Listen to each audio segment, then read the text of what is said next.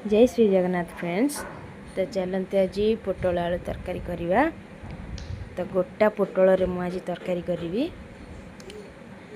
आग आम पोटल को भलसे चोपा छेलिकी ताको धोई नवा, आलू को काटी नवा। तो एमती देखो मु काटी नहीं, आपण मैंने एमती काटी नेबे, ठीक अच्छे। तो देखो सब मु काटी नहीं, कढ़ाई तेल देकी भलसे आलू को फ्राए कर नवा।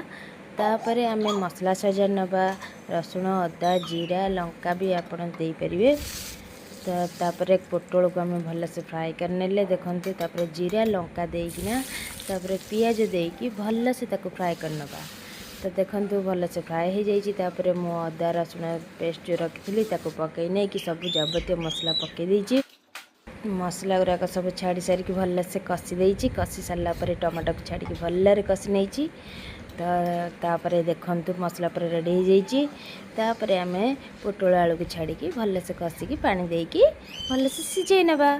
तो तापर आमर रेडी हो गला तरकारी। तापर भलसे दम उठेबा, पूरा भात पूरा पेसी नेबा।